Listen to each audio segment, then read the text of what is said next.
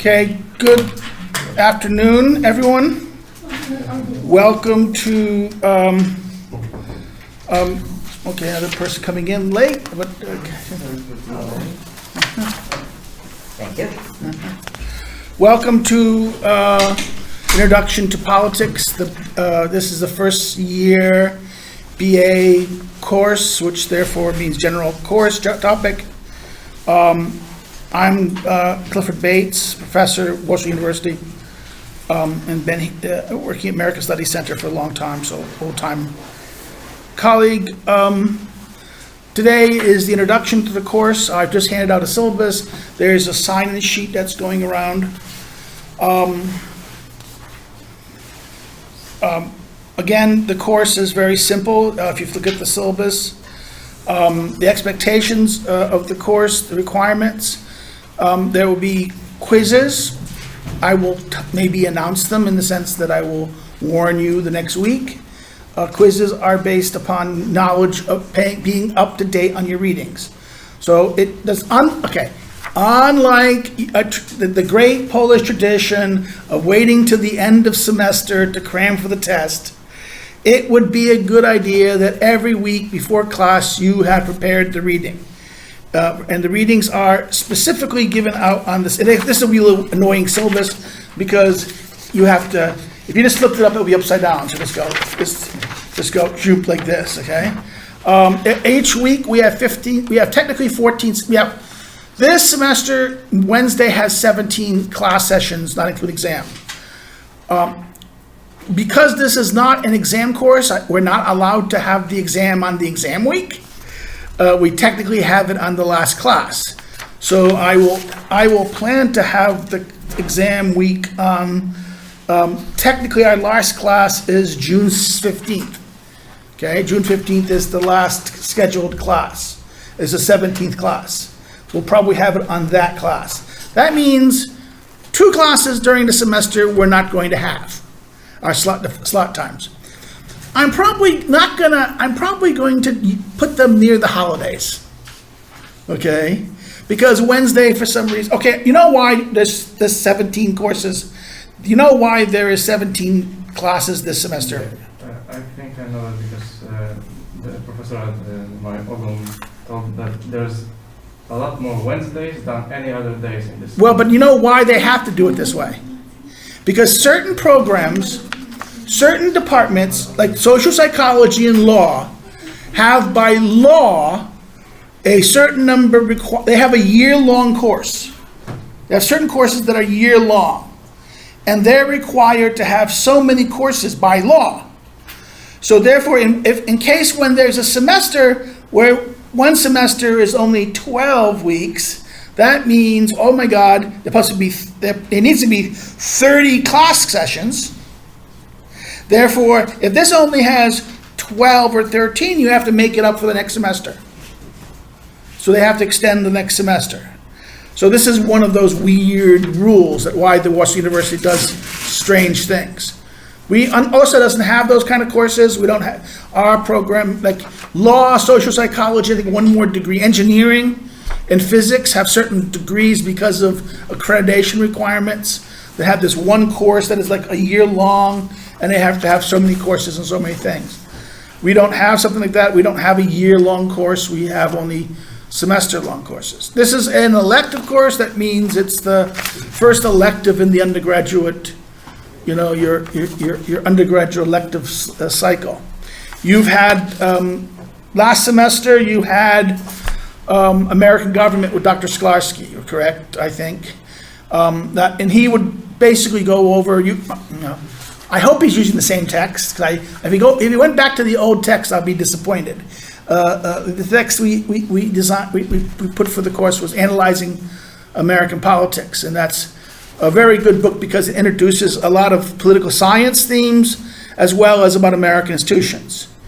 And that is a very good introduction. Now, what this course is more general than what he did, because he mostly focused on the American institutions. What this course is about politics in general, about the basis of it, the logic of it, the foundations of it. Now, both in terms of in terms of anthropology, and also in terms of political ideas. So therefore, we'd be looking at a wide range of materials here. Everything is available for this course on campus. So if you have a campus account, I think you guys should be accessed to it. I hope I uploaded you guys in the system. Have you checked yet? Anyone checked? Okay, all of the readings are completely available there. It's a giant folder with all the readings. And some readings, okay, I'm giving you a whole, some of them are books, but that's because the books it's easier to do it. I could cut out, like the politics, I was tempted to cut out the chapters of the politics. Had anyone signed this? Everyone signed this yet? Okay, could you pass it this way? I could have take the text and cut only book 1, book 3, book 4, 5 to 6, and then that's it, right? But I said, okay, keep the whole thing.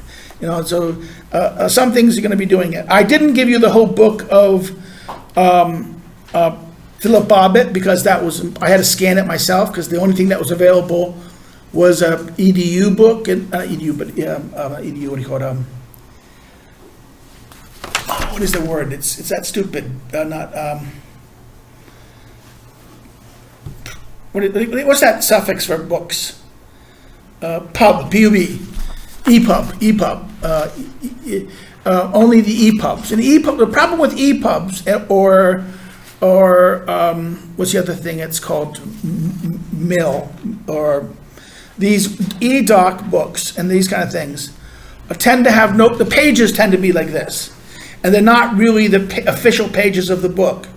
The only thing and you have to be very careful, even if you see a PDF, you have to make sure it's a PDF of the actual book with the proper paging, not a PDF of an ebook, because the ebook pages do shift, and it becomes very difficult to cite. And you should be in your writing courses, right? In the writing courses, you should be being told about how to properly cite and refer. And you should always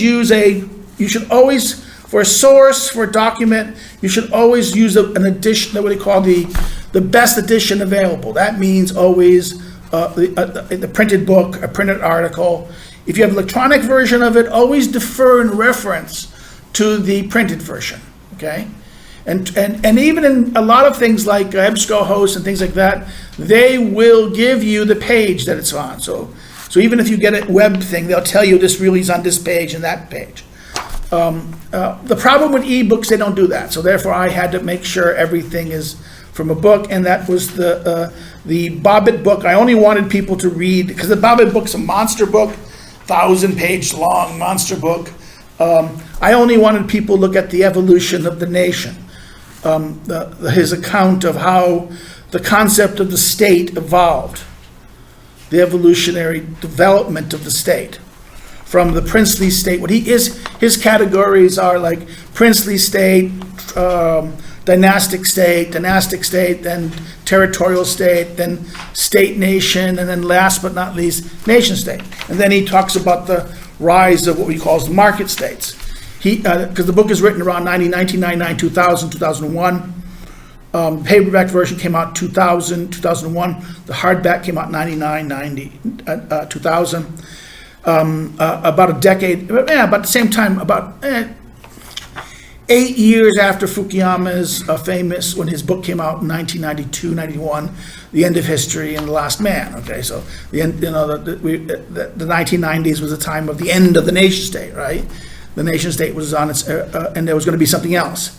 Either what Fukuyama, a student of Kojev, argued that the world state, there's going to be a homogeneous global state. Fukuyama didn't go that far. He would argue there'd be transnational globalism, the idea of transnational structures. And then there was the European project, which was what we could call a transnational political project, but it was within regional governments. So the idea of regional states, okay? But Bobbitt talked about what he called market states, the idea that the market, he thought the market was going to replace the political structure. And what's so interesting about that is that therefore there's his evolution does a very good, his motto works very good to the rise of the nation state, but then he doesn't have an explanation of what's going to happen. And that the problem here is that what is the logic? And I think in many ways the logic that he does put forth would be regional states and then global states, right? Because the idea of the state being just a construct. We'll talk about that. That when we're talking about concepts like the state is the premier institution of politics, okay? The political, of human politics today. The state has been, but the state is not something that's always been. The state is a primarily modern concept. By modern, I mean around the beginning of modern thought. And the modern thought is when this basically starts with the rise of modern science, like Copernicus, Machiavelli. Machiavelli is probably the first modern political thinker in that sense. He rejects the older orders and wishes to make new orders. Then in science we have Descartes, people like Descartes. Then again we have someone like Hobbes, okay? So therefore what we have is modern thought. Modern thought embraces a new understanding of rationality. It embraces the rise of technological conquest, the idea of the conquest of nature, so Francis Bacon, and the idea of man's ability to conquest nature for the benefit of man. In other words, the conquest of nature for the benefits of man and the state. That's Francis Bacon. And the idea of science, the purpose of science is not knowledge. The purpose of science is to control our environment and to improve the human condition. Okay? So therefore, this is the whole modern project in a sense. It is as much a political project, and the state is in fact a concept created by Machiavelli, because the word stato, this meant condition, the condition of a thing. The la stato was meant the condition or the status of a thing. And he turned it into speaking not about that, but rather he coined it to talk about the political form, the body politic. And that is why, and therefore this idea of the nation state, or the state first, becomes the basis of how we moderns understand political life. And the idea of how the state shapes and reshapes our political life. So this deals with it. So again, the requirement for the courses are straightforward.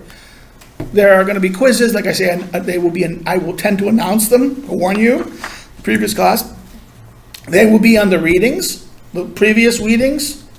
So you should always be caught up in that sense. And the final exam is worth 60% of the final grade.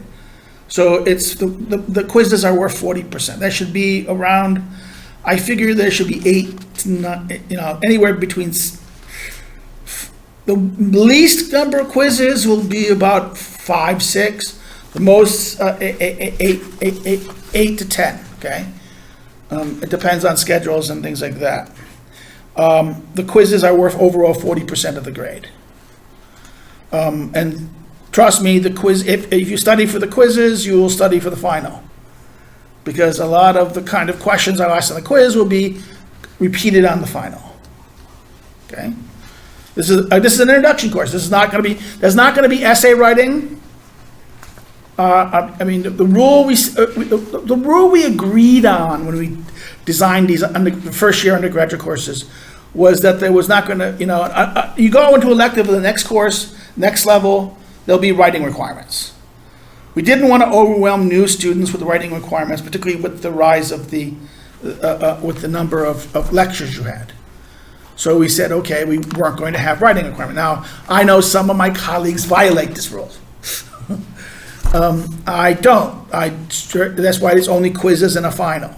And if there's any writing in the final exam, it'll be mostly at most a paragraph. Okay, nothing more than that. Nothing really extensive in that sense.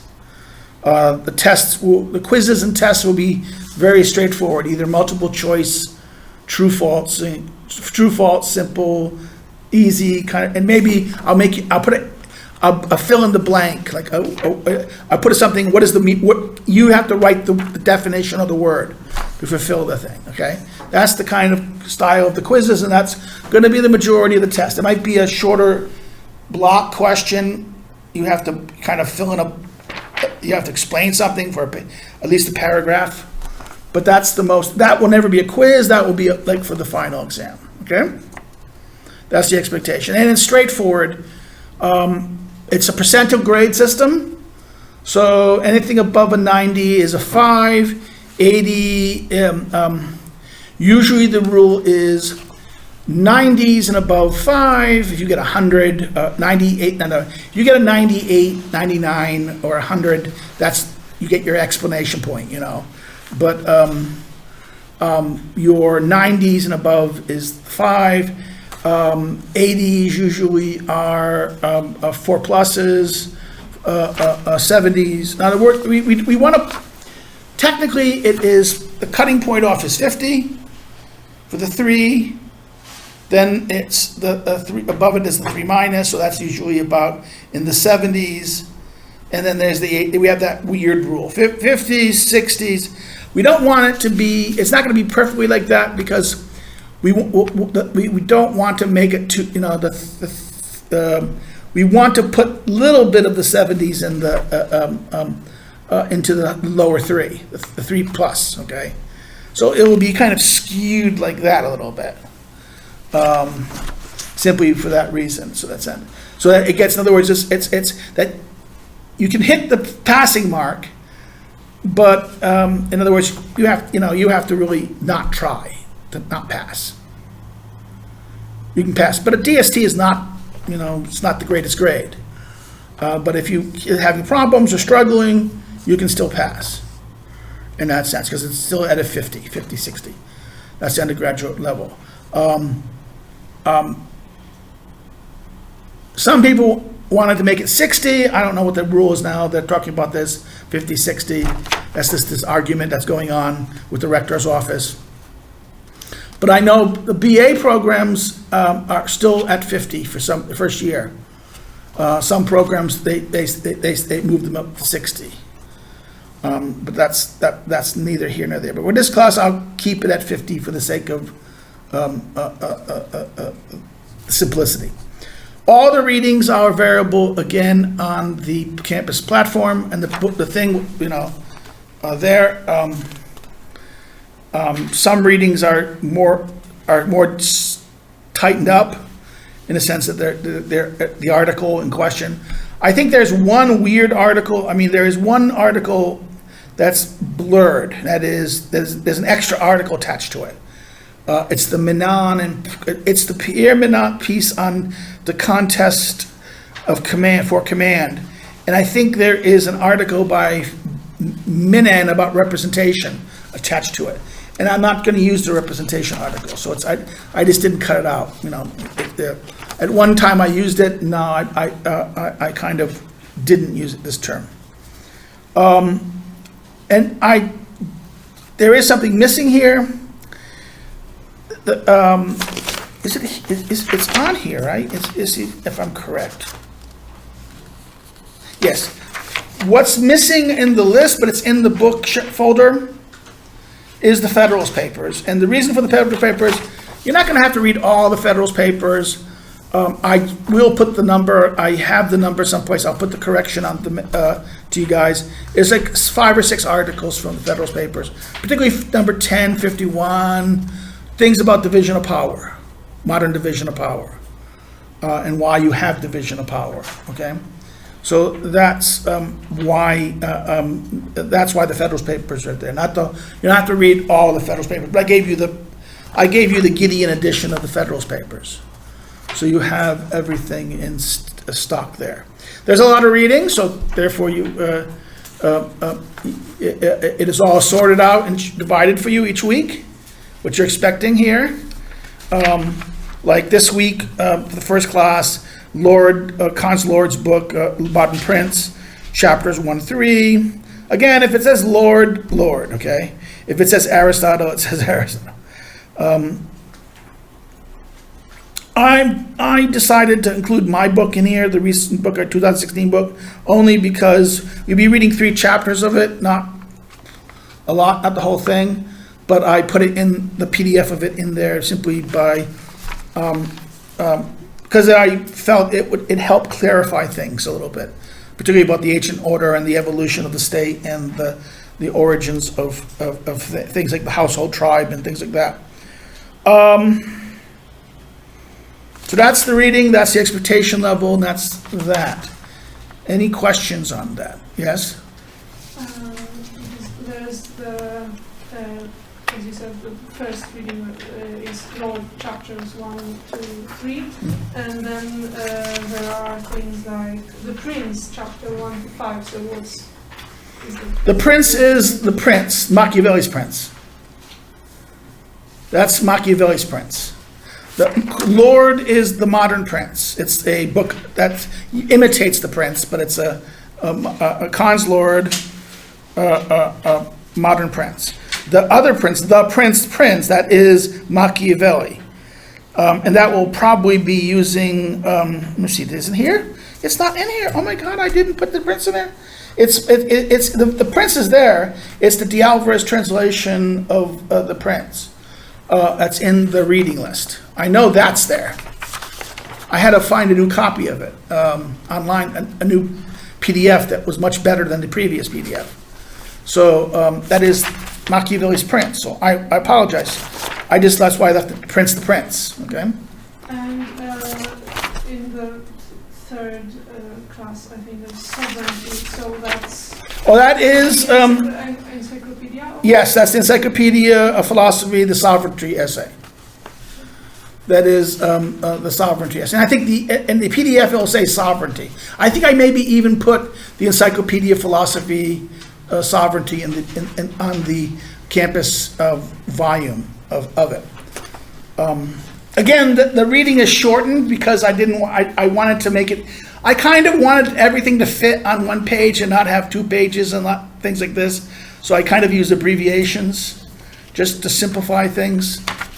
So, any other questions about that?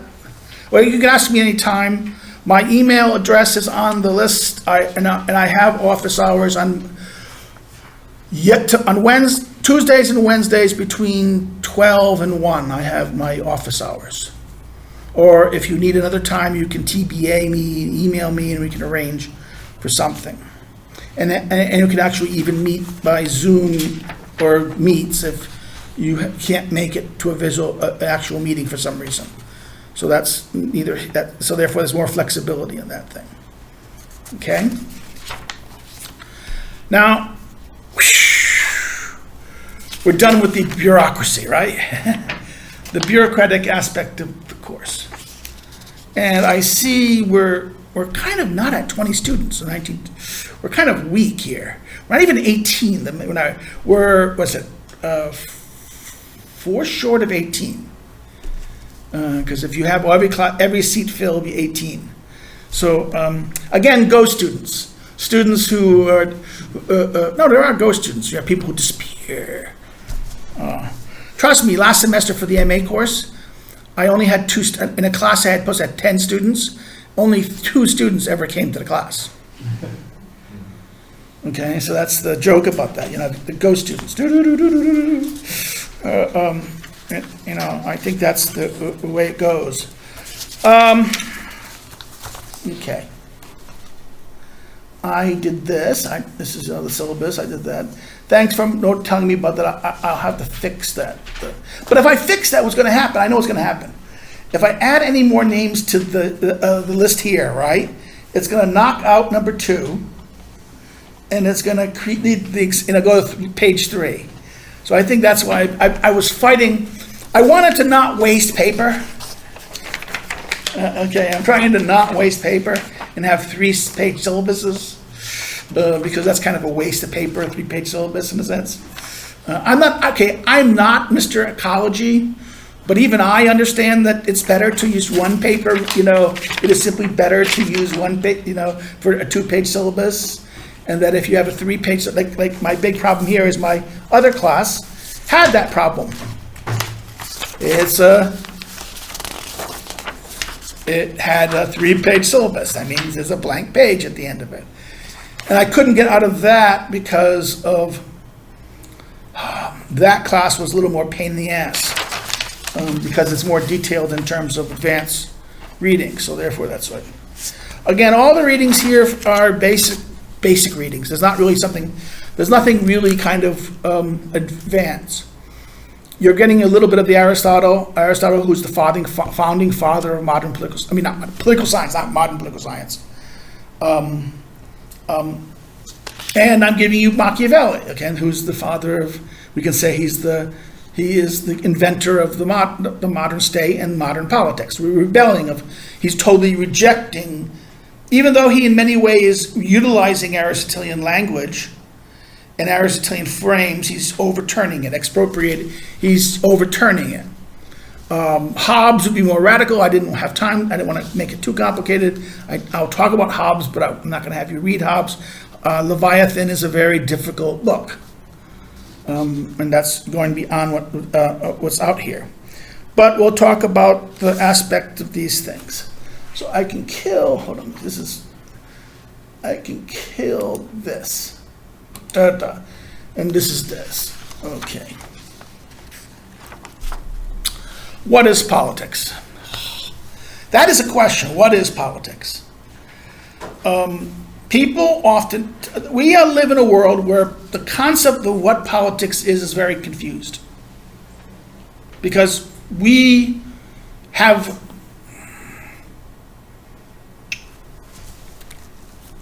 confuse politics with coercion completely. Either it's politics is this bridge. Politics is a type of rule. It deals with ruling. Okay. What is rule? What is rule? We say, well, what is rule? Rule is a situation where one is either having authority over, controlling, or leading others, okay? This concept of leadership, we say, leadership is a form of rule, okay? But there's idea of rule means that someone is in charge, someone has authority over you, not even to say it, authority is a nice word to say it, right? They can command you. Now, the way you can command is many ways. I can do so by force, coercion, physical force, coercion. I can do so by shared agreement, that we can agree to it, by utilizing what's useful to you. Agreeing, you want something, okay, you want something, I have access to it, I will give it to you if you do it, right? Exchange, right? That's economic, okay? The idea of economic, sharing utility, a shared sense of utility, or I am exchanging your labor for my effort, okay? My goods, or either my protection, even, okay? I'm going to protect you. You want safety? Good, I'm the big monster guy with a sword and kill people for fun. You're just the little farmer. You need someone, people coming robbing you all the time and stealing your food and stealing your cattle. You pay me to do what? To kill to kill and hunt down the people stealing your animals and things like this.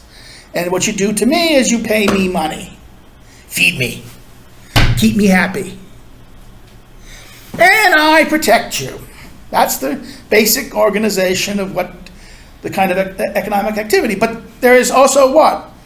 Okay, I can persuade. We'll talk about this a little next week as well. But the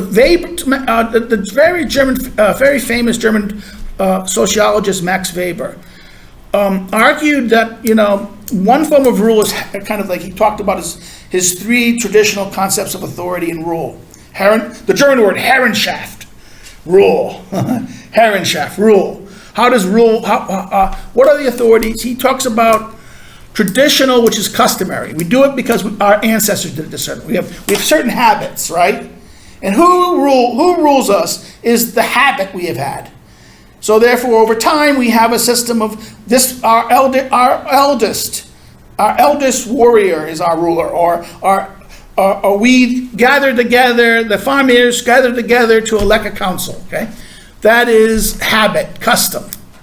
That is one mechanism of who determines what is rulership, custom, authority, tradition.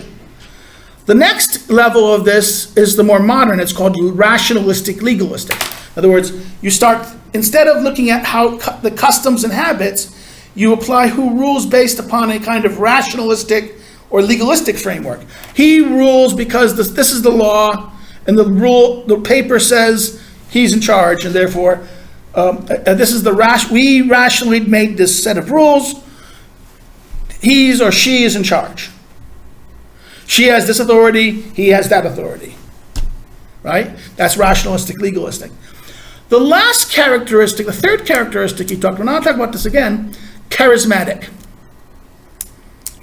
What is charisma? Charisma is attractiveness. This idea of people's attractiveness. Somebody has a characteristic. Now, it's the eye of the beholder. Some people may look at people and be what some people will say is charismatic, other people will be turned off by. Again, this is subjective in that sense. Charisma is an attraction. You are attracted to it. And this person, because of the person's attractiveness,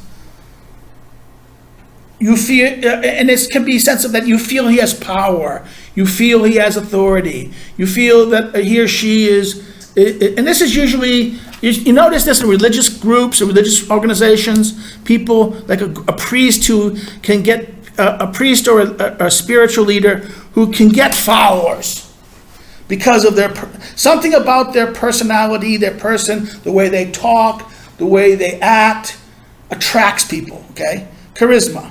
Okay, now Joseph Nye in the 1990s came up with a concept for politics called soft power, and I always argue that's his concept of soft power is the biggest mushy idea in the world, because it ends up people saying, "Oh, business is soft power, branding is soft power," and I go, "Yeah, branding is soft power." Yes, what is branding?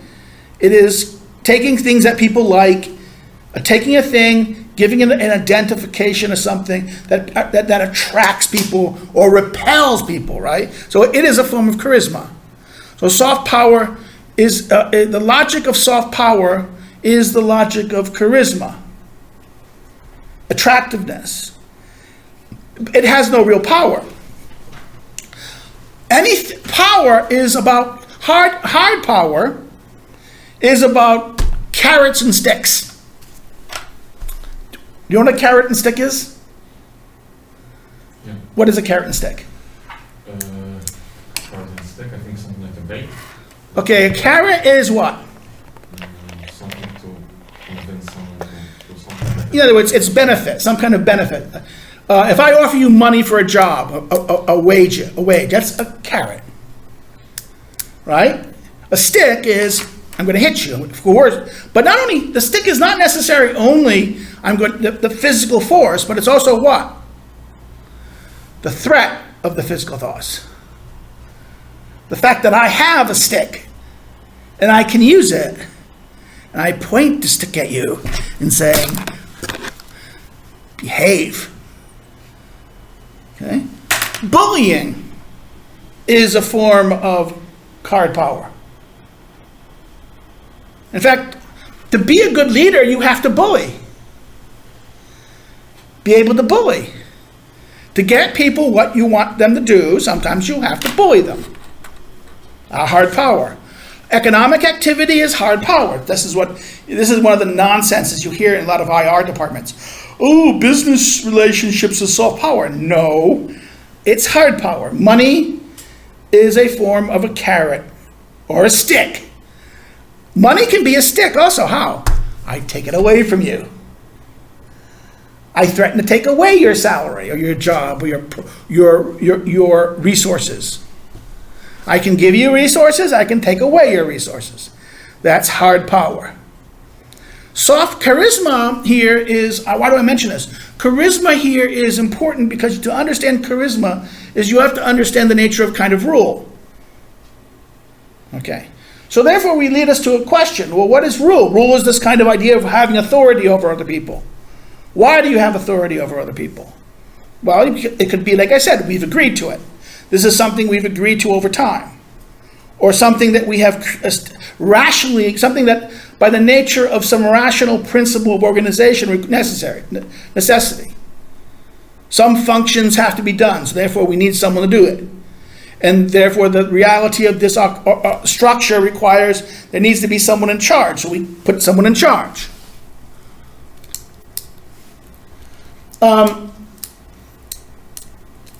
What defines the nature of ruler and ruled?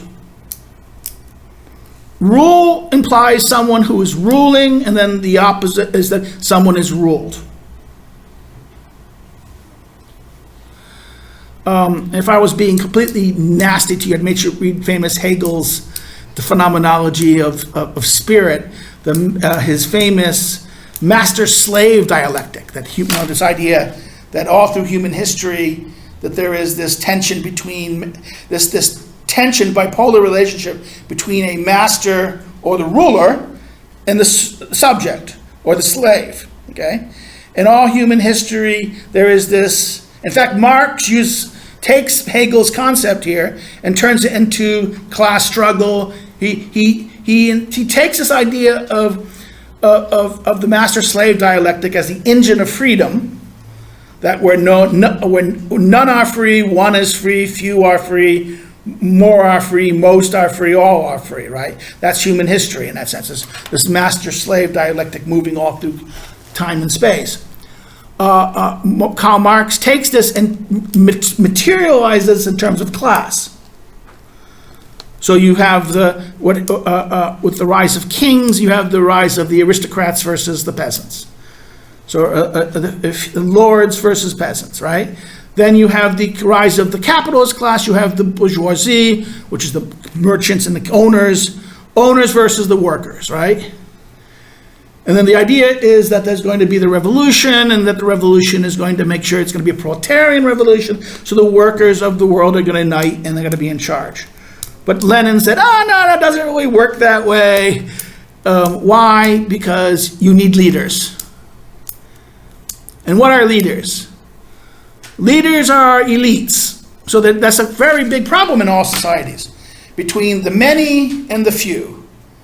The many are the opulent, the plebs and the nobles, right? This is always going to be the many and the great. In fact, this is what the tension between classes, between the few and the many, the rich, the poor, the vulgar and the noble, the ugly and the beautiful. Remember that. You know, hate to say this, attraction, physical beauty, and height are usually signs of leadership. Ugly people, short people lose in power structures. And if you put a situation of putting people together in a choice and having people choose who you're going to put, who you're going to vote or choose to follow, tall people and pretty people win. Sad fact, but that's the nature of human animals. Okay? And that is a reality of politics in that sense. The beautiful, the Greeks argued that the good, the true, and the beautiful are one. Now we all know that it's not true. We know that there can be beautiful people who are very bad people. Okay, because there is not this unity of in other words, there's a disunity of these virtues, not a complete unity of the virtues. So therefore, in fact, that's the whole problem. Aristotle would argue, and Aristotle gets in trouble for this, but if the world is simple, right, and if it's simple, there should be natural rulers and natural slaves. The natural slave is what? The person who simply lacks the ability of forethought. If you do not have the ability to make good judgments, and you don't necessarily know how to make the assessment of judgment, you don't know how to act properly, or to even know how to survive or live well, you need someone to rule you. Like a child needs to be ruled. Children don't come out of life without the ability to know how to survive and how to live well. So the idea is that there is an inherent natural ruler and ruled. But the problem with this is what? It's very difficult for us to... Now, if everyone saw that this person is better, we would follow them. If it was everyone saw it and everyone agreed to it. The problem is we don't see everyone. We don't see the person as a natural better. We don't believe it. We doubt it. And because we doubt their superiority, in other words, we don't see that they are so better than us that we should obey them. We don't see this. And this is why the human animal has a problem. Now, ants, come on. You know how ants work, don't you? How do ants communicate? Does anyone know? Through pheromones. Pheromones and chemicals. Therefore, they know exactly, when they communicate, they know who's in charge and who's not. Who's the ruler? It's instantaneous, perfect information. We don't communicate perfectly. We communicate very imperfectly. We had to create language because our ability to communicate non-verbally is imperfect. Other animals communicate more perfectly than us because either they communicate through chemistry, or by just aspects of domination. Again, chemistry, pheromones. Dominance and leadership. Dogs, come on. The alpha dog is the dog who is able by his physical strength and dominance over the other animals to lead. And the other dogs will know simply by his presence, the dog, his dog, his odor, his pheromones will tell the other dogs, I'm in charge here. Now, sometimes there's another dog who thinks it's competitive. What happens? They will fight, and what will end up happening is, at the end of the day, the dominant dog wins. Now, what happens? What happens when you lose a fight? Your chemistry changes. In other words, you've lost, and what happens? Winning animals get the sense of endorphins. Come on, when you play a video game, when you win, what happens? You get an endorphin high. You get that kick of an endorphin high. Bang, bang, bang. You feel great. And you lose, what happens? You have that negative endorphin. No. Winning and losing sets chemicals in our brain. Happy, sad. Happy, sad. When we lose, do bad, what happens? We get depressed, don't we? This is the biochemistry of human achievement and failure. And at animal levels, that helps determine dominance and submission. Humans are not that simple because why? Because even someone who's depressive can still nevertheless be a formidable leader in a legalistic sense or traditional sense. In other words, human beings have developed levels of society, social networks, and social structures that are above our natural biological structures. And they are just as evolutionary as the biological structures. In fact, they impact and affect them. One of the concepts is mastery. And despotism. To be despotic means to be ruled by a master. Slavery. Slavery is the #1 form of human association. Let's have no foolishness about this. Slavery is one of those little things that have been with human existence and human being as far as human beings can remember. And because of this, what is this? The nature of the master-slave relationship is what? Coercion, right? Because who's the benefit? Now, let's think of this. The ruler is the master, the subject is the slave, right? Who benefits in this relationship? Master. Master. The slave serves the interest of the master. Okay, that's the nature of the slave rule. In economic rule, for economic rule, trade to happen, what has to happen? Despotic relationships are coercive, and the benefit always favors the masters. Okay, economic activity is not mastery; it's the opposite of mastery. Why? Because there has to be an exchange. Yep, and therefore, the exchange is completely Parties. yes, and both parties have to be satisfied. And if one party says no, the exchange doesn't happen. So you need both parties to perceive benefit. They have to believe they're benefiting. If they're not both benefiting, then there's no exchange, right? There's no shared utility. So it's completely voluntary.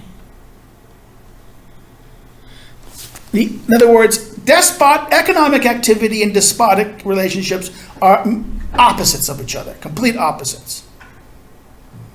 Everyone must benefit in an economic, both parties, remember, that's the problem. Economics is really a two-party relationship. And then what is the larger economics is nothing more than the aggregation of those aspects of exchange. In other words, every economic activity, the basic thrust of an economic activity is exchange. And then what is larger economic activity? All the different levels of exchange that grows from that, the aggregation of it. Every activity is at root, every economic activity is an exchange. I'm producing something, right? I hire workers, that's an exchange. I pay you wage, you work on my thing. I buy products, I buy goods. Every relationship is a form of trade, an exchange. What it is a complex level of aggregation. So this is what's wrong with a lot of Marxist theory. They think economics is despotism. It's coercive. No, economics cannot be, because the second it becomes, it ceases to be economics. Now you can say, but wait a minute, people get expectations of things. And what about they're being cheated? That really they don't know what their own good is. Well, okay, yes. And this is the problem with economics. Economics doesn't cheat. In other words, the exchange doesn't happen because this is your good. It's because each party believes it's good. In exchange, both parties can think they're cheating the other side. We're selling something, right? And then she's thinking, oh my God, he should charge me a lot more for that. And I'm thinking, oh no, I'm robbing her blind. Okay? Because why? It's the value of a thing is completely subjective. The Marxists believe that value is objective. Again, that's because they follow John Locke and his labor theory of value, that the amount of labor you put into an effort or work determines its value. Nonsense. The value is merely subjective.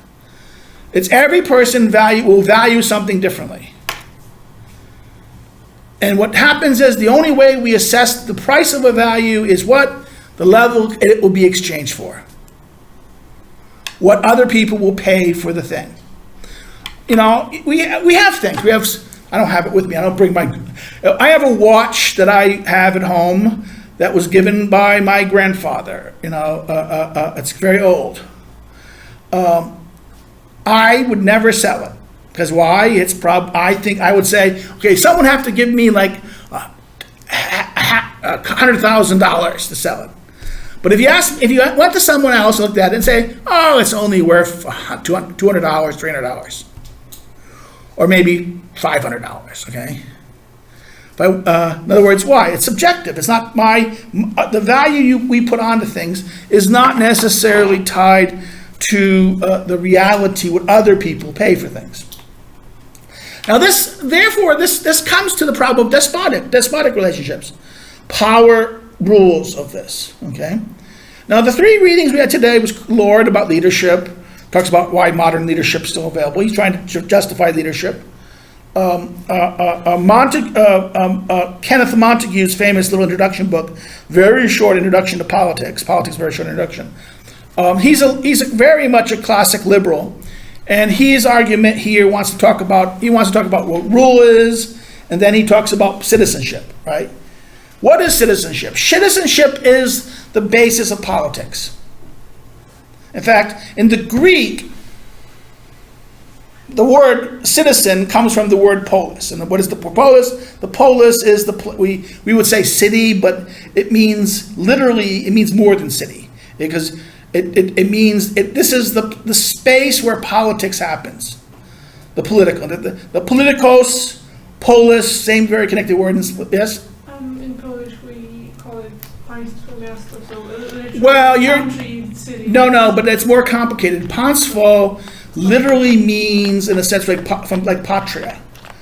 It's yeah, not. I It's. just mean that when we explain polis in, let's say, high school or something, we learn that it's. Well, it's a very complicated question because sometimes it's translated as state. City, Yeah. It's mistranslated as you can translate it as city because that's because the Roman word for it is civitas. The Greek would be polis. The Latin version of that word, they would call it civitas. And we get the word civic from it. That of a citizen. Okay? Civic means that this is the space of citizens. Okay? This is the language of politics. Now, we have to move here to the next problem. The next problem is if mastery is one aspect of it. Now let's go to the dangerous realm of feminism. What is the nasty big bugbear that every feminist teacher will talk about? What is the big threat that we live under? Patriarchy! Which means what? The rule of men. But it really means the rule of fathers. Patriarcha, the patriarch, the father. Okay? But it also comes from paternalism. Paternal, what does that mean? Parents. Both are the thing of that. Now, what is patriarchy? And this is where feminists, like any radical, likes to lie. They lie by redefining terms. What is patriarchy? The rule of the fathers. Not the rule of men, the rule of the fathers.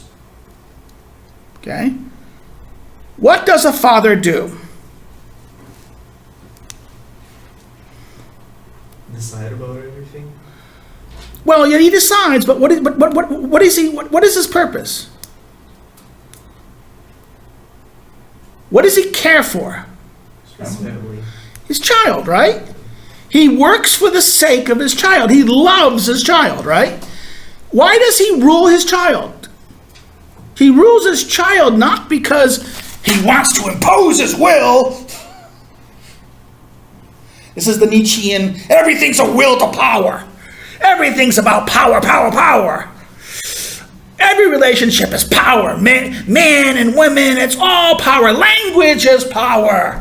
Nonsense. Once you say that, then what you've done is basically said we're all a bunch of, we're all like the Hobbesian state of nature. We're all fighting each other, trying to dominate each other, and trying to use coercion on each other. It's the war of all against all, which is not, Hobbes said in his Leviathan, is nasty, cruel, brutish, and short.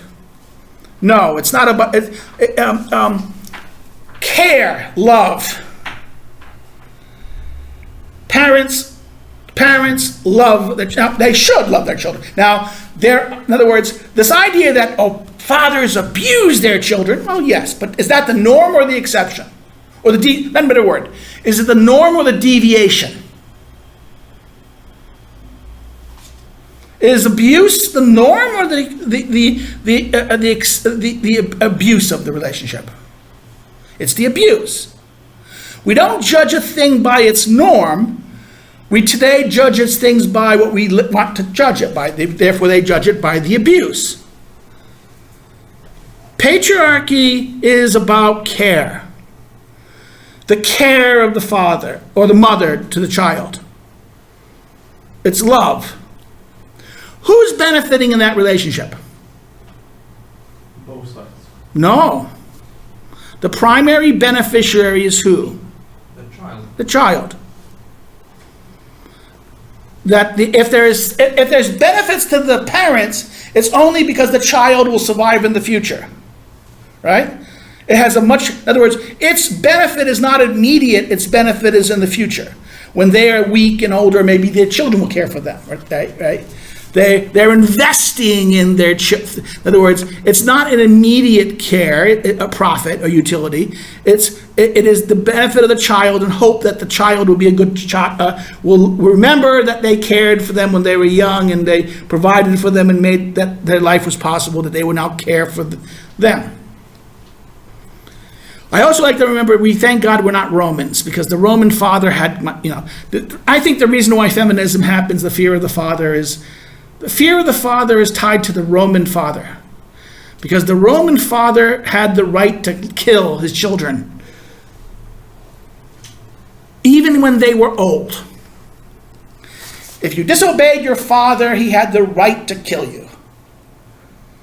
That's the father's power. And therefore, if you were like a 50-year-old man and your 80-year-old father was angry with you, he could kill you legally. He had power over your life. Now, the problem with Romans was they couldn't touch women. In other words, the husbands could not touch their wives. Who could touch the wives? Her father. So, if you had a problem with your wife, you couldn't deal with it yourself. You had to go talk to her papa. And usually that meant giving back his money. Giving back the dowry, land or property. You couldn't touch her. Even if she committed adultery in a Roman situation. You had to get her parents. And if there was no father left with a brother, then the older brother would take charge. Her siblings. And do they have an economic interest in you divorcing? Yes. So therefore, it's going to be very complicated. Roman culture was very complicated. And I think a lot of our fear of fathers, the word in Roman for rule of the king is rex. The Greek word for rex is basileus, the king, right? The king in Latin is rex. Well, the famous in Greek, the famous story of Oedipus. Oedipus is Oedipus Tyrannus, the tyrant, right? In Latin, he's called Oedipus Rex. The attitude of most Latins and Romans to the king is identical to the Greeks to the tyrant. And that is because of the fear of the father. So that's something we'll talk about next class in that sense. But parental rule will be here. And political rule is what? Political rule is this middle ground. It's not completely economic. It's not trade. It's not care. Care is there, but it's not complete care. Because what? Care just means I love you and I'm sacrificing to you. The problem is politics is that politics requires both parties. Politics is like economics. Everyone has to benefit. The ruler and ruled share in benefit. If rulers benefit and ruled don't in a political form, it ceases to be political, it becomes despotic. The less the rule participate in benefit, the more despotic the relationship is. But the difference between politics and economics is political life a lot of political life is involuntary. You don't choose. You don't choose to be, like, a lot of paternal life is not choosing either. That's another thing. Paternal life is not even chosen. In fact, we could even say love is not chosen, because most people are sexually attracted to other people because of pheromones. That, you're attracted to people because, why? Because you're lacking genes. You are lacking genes, and what happens is the person with the pheromones are this mechanism of saying what genes you have. It's televising your genes. And what happens is you're receiving it and you're saying, I don't have these genes. Ooh, I want them. Now you're not thinking that, but the evolutionary process within you is that. So that is what sexual attraction really is. It's this weird combination of some chemical reaction based upon pheromones, receptions of pheromones. And the other mechanism is simply just because the other sexual attraction is sexual availability, okay? In other words, certain signals are being sent. Now, this doesn't mean they want sex, but there are certain human characteristics that are certain signs that of saying that I am available. Doesn't mean you want to have sex, or even desire it in that sense of your choice of it. But you are still, because of life and the situation of your body at the time of things, everyone is sending, and men are, how can I say this? Women are cyclical sexually, men are like, that's why we have eyes, you know the story about why my males are, women pornography is stories, Hulk and romances. Male pornography is visual. Why? What in human evolution led to the need to know visual? In fact, when we were apes, when we were earlier apes, you could actually know what woman was ovulating and what woman wasn't. Why?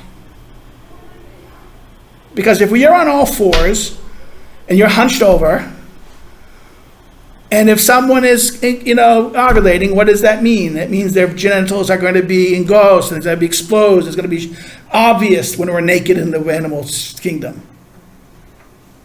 So therefore, the animal who knows, the animal who can, the ape who was able to see which one of the women who were ovulating and impregnate her would be the successful one. That's why human beings have evolved, male human beings evolved visual mechanisms of sexual arousal. And then when we went from 4 legs to 2 legs, what happened? It became harder. You couldn't know. That's why big breasts became a sexual thing, because it looked like behinds. Again, this is the mechanisms of why evolution occurred, changing our, in other words, the way we evolved as human beings from 4 to 2 led to the reason why the males have their sexual patterns of behavior and women have theirs. This is why evolution operates at certain levels. This also explains why, what? It explains a lot of things about human behavior and human activity. It also explains why we have, back to the question of,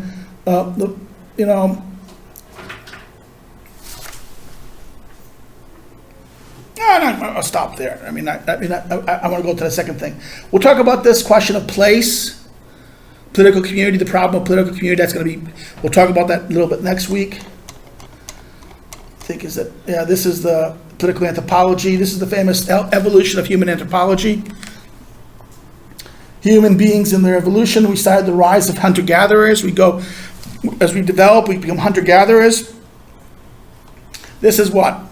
Hunter-gatherers is the earliest stage of development. Hunter-gatherers can't really, in other words, you have to keep on moving. You can't really stay in, the hunter-gatherers, you have to follow the animals. And then what? You have to also find local, the shrubs or the fruit or the grains that are at hand gathering, like mushrooms and things like this. The food off that it's not cultivated, it's naturally occurring. Hunter-gatherers gather, they don't create crops. This leads in, as Thurston Veblen in his classic theory of the leisure class, he argues that this also divides the class relationship. Gender and class emerges out of the hunter-gatherer society. Hunters tend to be who? Men. Gatherers tended to be women and children. Who has higher status? The hunters. That created the status and class structure and dominant structure within hunter-gatherer society. Now, hunter-gatherer society goes in two different ways, many ways.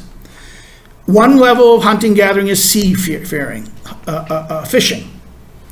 First, hunting in the rivers, looking for hunting in the water. First, spearing fish in the water, but then coming up with new techniques to catch fish and other sea life to eat.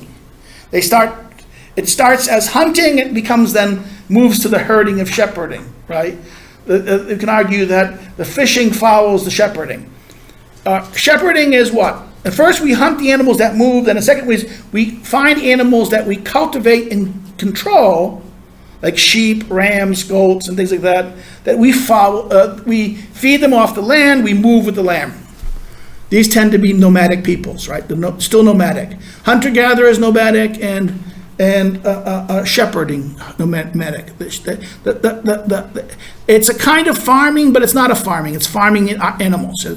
You farm the herd.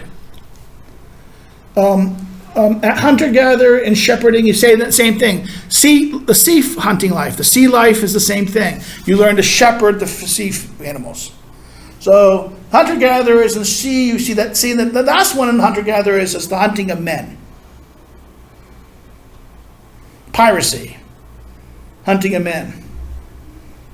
You know, you can hunt them to work, to use them, to force them to slaves, or you can kill them because you want their property, you want their territory, you're competing for resources.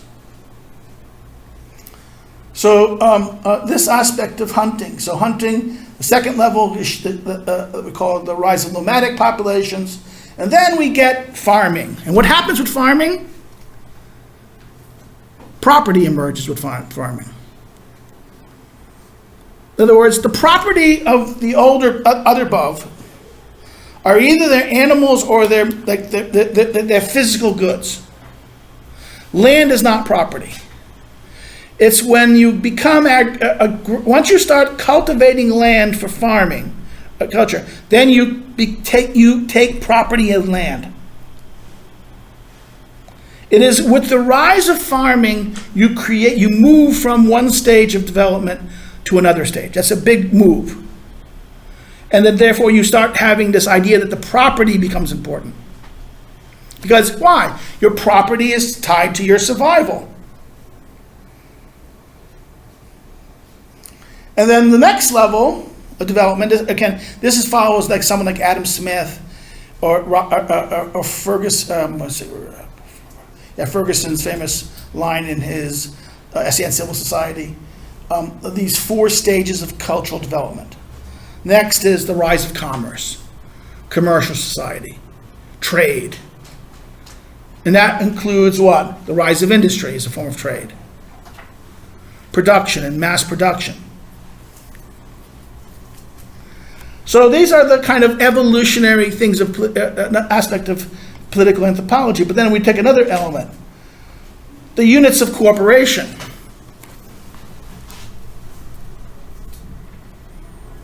The units of cooperation are clearly framed within, where we start with the initial stages, the family. Husband, spouse, wife, spouse, pair bond. Children. Then what happens? Grandchildren. Cousins, uncles relationship, brothers' relations, brother-sister relationships.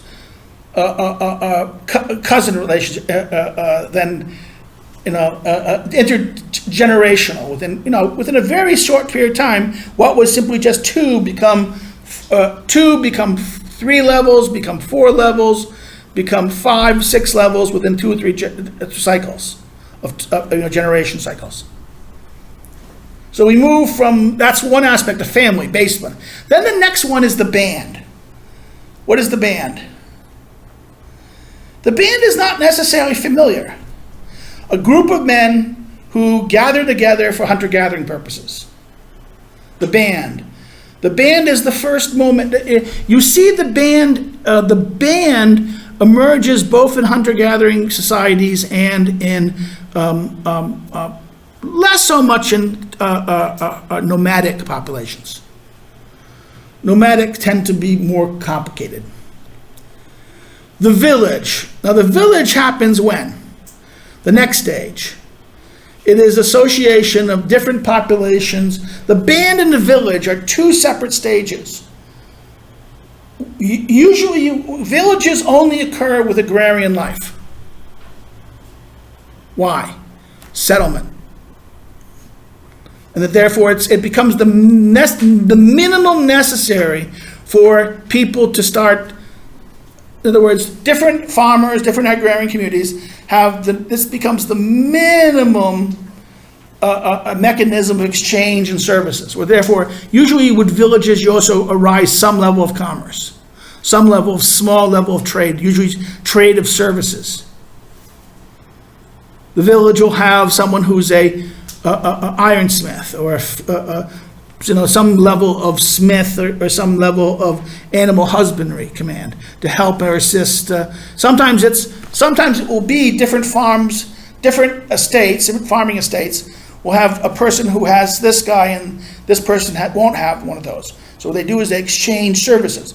They have something what they don't, and this network of exchange becomes a village tied to a land area. The next level is the clan, which is what? Kin groups. In other words, the same people, the same clan group, usually associating with each other, intergenerational. And then that leads to the tribe, which is basically the extension of the family. If the clan is an extension of the family, the tribe is an extension of the clan. A tribe may have different roots of the same family line. Different clans of the same family forms the nation, which becomes the tribe or people. The Latin word would be genus, genum. The English we would say nation. The French would say nation, and that's where we get the word nation from. The tribes, the nation. This is homogeneous. This is a population who share the same family connections. And last but not least, there is this last development, the empire. We'll talk about this next class, the household, the tribe, and the empire. Because the tribe and the empire becomes a very important moment. Because what is the empire? The empire is usually one tribe conquering another tribe or other tribes. Therefore, it is really the first attempt to create largest homogeneous rule, because all tribes tribes are always homogeneous. That means same kin group. An empire is not homogeneous. The empire is usually heterogeneous. That it usually have multiple different tribes, different peoples. It tends to be different. It tends to have an empire will mostly be composed of different ethnic populations. The empire always relies. Okay, if we'll talk about tribes, tribes are held together by family, kin group relationships. Empires are usually held together by force, coercion. They're held together only by force and coercion to a great degree. And then what do? They create things. This is where I should have included, in my readings I will include this. This would be the essay from Michel Gosset's Primitive Religion, and the origin of the state. Now, he talks about the origin of the state, but the rise of the large empires, the creation of empire, which is multi-tribe. If you look at human development, these great empires, the Assyrian, the Egyptians, you name it. This, I mean, the early ones, not the later Egyptian, but the earlier Egyptian. The Incas, the Mayas, the Aztecs, right? You look at these large civilizational, these moments of these multi-tribal populations where one tribe or one leader or one war leader is able to unify all these tribes under this. And what does he do? Well, he needs religion. He creates a religion usually. A religion is created. They create religion. They create what? They create a great big giant buildings to glorify the empire or the ruler.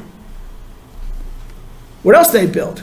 Law, rules, and also written languages. Tribal people don't create written languages. Tribal people keep oral language. It's with the rise of empire do you get what? With the empire do you get written language, established religion. Tribal people tend to have very primitive religion. Now, remember this. What happens when an empire, a tribe, connects with an empire, then leaves? Does it forget everything it learned from the empire? No. It will take over things. It will take written language. It will take law. It will take these institutions with them. So once in other words, tribes in their pre-imperial form, without getting to that stage, if you look at tribes who've never been near or connected to an empire, what happens? Like pygmies, or you go to a lot of Southeast Asia and some parts of Africa, you go to a tribe, you'll see primitive religion. You look at these tribal peoples who have not been incorporated into an imperial structure. Primitive peoples who have tended not to have been incorporated or tend to have been left alone. What happens? You can see all the traits of early human development. Then what happens? What happens is that once you have an empire, you get things like religion, organized religion, priests. Tribal religions tend not to have formal priests. They tend to be just family elders, ancestor worship, and things like this. Empires get organized religion, a priest class. The creation of class of people who do certain functions. Then what you do is you have the same problem with here. You have the functionality of empires being based upon coercion, right? It's based on force. But what happens when the force can't keep, the empire can't, if the empire can no longer maintain the force keeping everything together, what happens? The empire falls apart. And what happens? Well, people tend to revert back to tribal relationships. This is what happened in Europe after the collapse of the Roman Empire. Everything reverted to the pre-tribal relationships and the local languages. But what happened? Certain Roman institutions stayed. The church, the Roman Catholic Church, which was remember the Roman Emperor Constantine unified it, it was spread through the empire. So the Christendom was spread, the church in the West was an last imperial institution. With it, Roman law. What would tribal leaders would use Roman law to settle disputes? They would look at Roman titles and claims as a mechanism to justify their claims. Look at the way feudal Europe worked. Feudal Europe reverted back to household and tribal rule. The only institutions that were left were the households or the estates under Roman law, and what? The various tribal leaders, the re-emerging tribal leaders. And what did the tribal leaders do? Try to justify their rule in the church. That's the other thing, these church institutions. And all these things start to cooperate and they create the feudal system. Okay? In other words, feudalism of Europe emerged out of the collapse of empire. So therefore you have, but what about politics? Well, politics also, the polis emerged at the time. If you there was a great European empire, the Atlantis. Now they thought the question of Atlantis, right? There was one time the Mediterranean was ruled by one people. Either the survivors of that are the Carthage and the thing. There was a huge population that unified everything, and then some disaster happened. Probably the Black. No, you know what the Black Sea was? The Black Sea was originally a freshwater sea, and then the land of the Dardanelles opened up, and then the seawater from the Mediterranean went into the Black Sea. So the Great Flood. Well, this Great Flood destroyed an empire.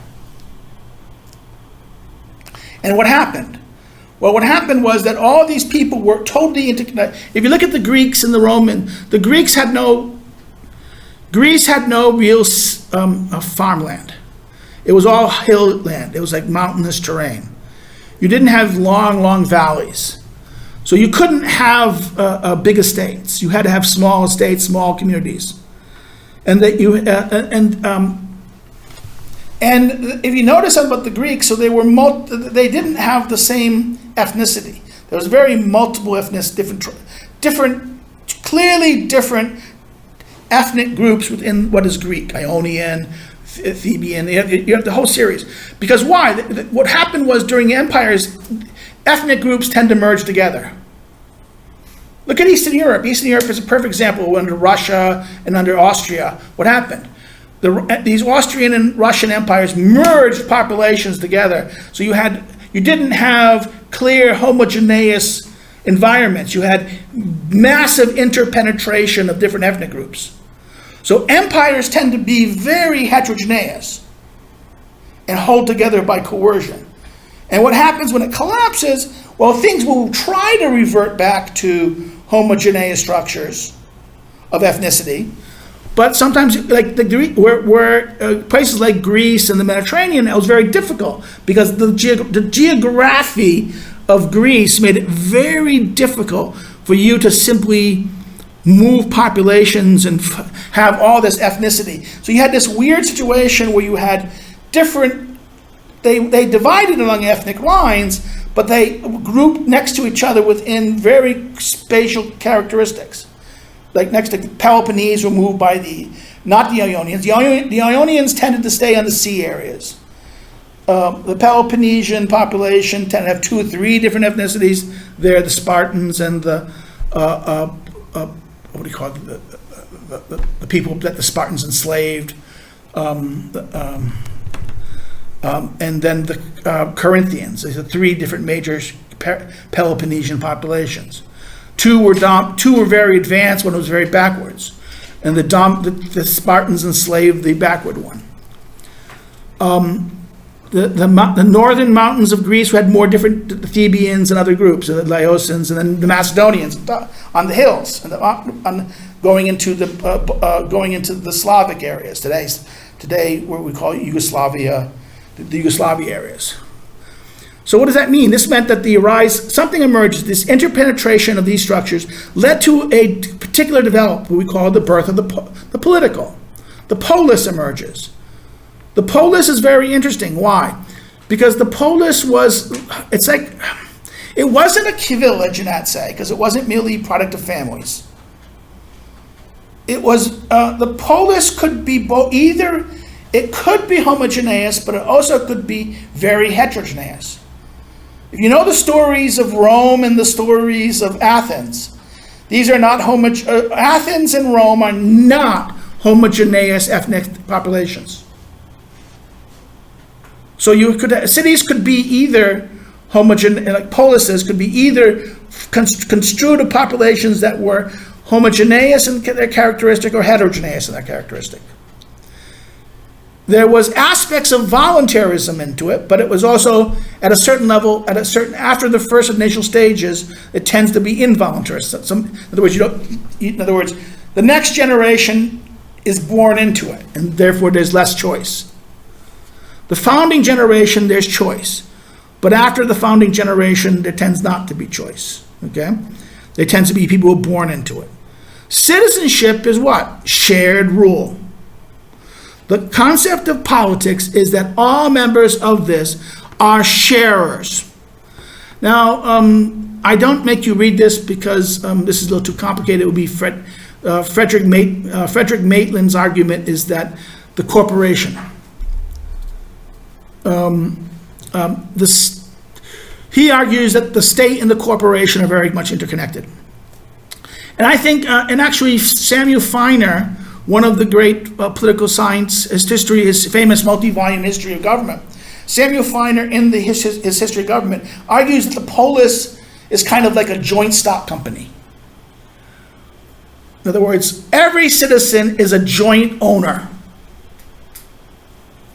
And it's it's not one share, one vote. It's one man, one share of the vote. Every citizen is a joint stockholder of this thing that they own together. Therefore, in other words, every citizen is both ruler and ruled. Every citizen is a ruler. He is a joint, but the problem here is that the ruler is all of them together. So therefore you need some custom, some law that establishes, well, when do you get to rule? And the argument is you need to know, in order to be a good ruler, the citizen argues, you need to know how to be ruled. So therefore, as a child, you're not a ruler. Rulers tend to be the people, once they mature and they hit age, they're allowed to go to the forum, they participate in public debate, that all citizens gather together and deliberate together, and they make decisions together. And they will elect and choose people to execute certain functions and duties. This is political rule. Political rule is a form of a situation where those who share the liberation of the goods of the city. So what is politics? Now, following this, this is the famous, the last essay, and I'll just do it, is the famous little essay by How to Understand Politics by First Things at August, September 2000 by Harvey Mansfield. He goes, well, the problem is politics is really about who should rule. Who should rule? Now, he says the problem is that contemporary politics don't like this question. Instead, they're more concerned about following the topic, political science inspired by Harold Laswell's classic, 36 classic, who gets what, when, and how. So today, most political science cares about who gets things. What do you get? In other words, it's all about economics. Distribution of goods and services, or goodies. The classical politics understood who's ruling, who's in charge, and the relationship between who's in charge and the question of benefits, and the question of who's benefiting. Is it the ruler benefiting? Because this is the problem. Kingship and paternal care, the rule should benefit. The ruled should benefit, not the ruler.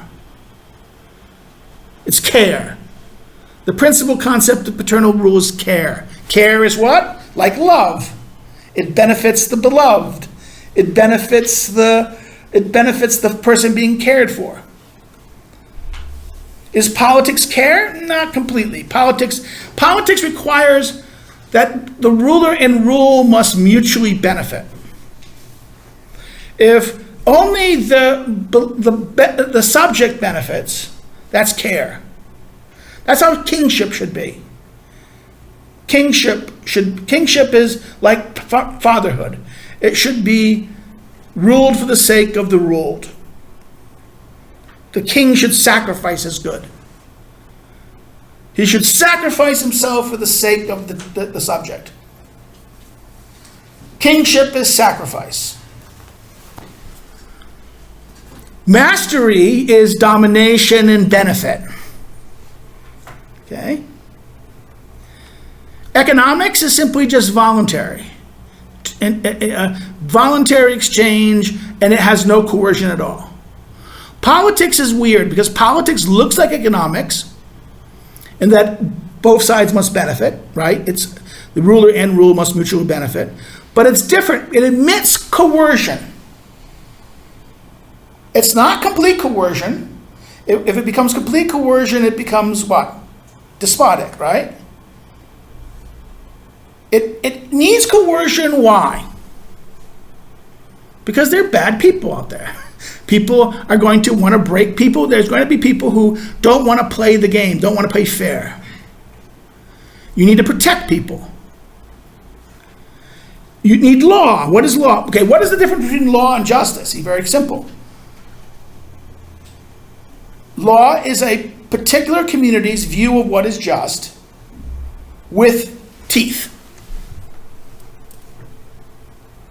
The sword. Law comes with, it is a form of justice that is armed. It has, like orthodoxy. Orthodoxy is true opinion. It's opinion that is not necessarily armed, but law is a form of orthodoxy, an opinion about justice of the community, but it's armed. If you break the law, there will be consequences. Punishment. Coercion. Anytime you use, like taxing, if I'm taxing you, anytime I use law, laws are sticks. The threat of coercion is always present. Anytime you make a law, and this is why I hate stupid idiots like Mayor Bloomberg, where he made illegal the 32-ounce cups, 32-ounce cups of soda. Once you make a 32-ounce cup of soda illegal, the people who then continue selling 32-ounce cups of sodas are now what? Criminals breaking the law. So what the police must do? Arrest them. And what do you do to arrest somebody? You use coercion. Do always people go along being arrested? No. And by the way, who tend to be the people who tend to sell products that don't obey the law? Minorities. Immigrants and minorities. So all of a sudden you started to have all these laws because of things like, I don't want you to sell food of this kind or sell that or that. They have to be enforced. So what happens? The police enforces the law, and first you get a guy who refuses to do it. You say he's Mr. I forget that guy. He was the guy. He refused to comply with the policeman. This black man who was selling soda out of his truck and selling stuff out of a thing. He was breaking the law. The policeman arrested him. He refused. He struggled with the policeman. The policeman had to use force. I mean, you have to arrest them. That means you have to put them in handcuffs. If they don't put themselves in handcuffs, what happens? They fight with you the whole time. You have to stop them. So you end up using a baton on them. And then someone takes a picture of that. Oh my God, look at these white, and sometimes they weren't, they're Hispanic policemen, beating up black people. Well, if you didn't have the stupid law about not selling food or that, then a lot of these people the policemen would not be arresting these people for these crimes. Every time you make a law, you are saying the use of force is required to uphold it. Anytime you make a tax, what is tax? Tax is not voluntary. What happens if you refuse the tax? Pay a tax. The authorities of the state can use coercive means to take your money. And if you resist, they can arrest you, hurt you, maybe even kill you to make you comply. So this political life is not completely without coercion. The problem here is the coercion must be, we're going to go right now. Coercion is, what is the question you had? You had a question? No, I just... You know, it's our time. The coercion is for the sake of the common benefit. If the coercion is upholding the system and the laws really benefit all, then we have to say that coercion is acceptable. But if that coercion is only being done to maintain power or the benefit of one group at the expense of another, then that means the system is becoming despotic, okay? So we'll stop here. I'm sorry I went over. We will see each other next week, and we'll continue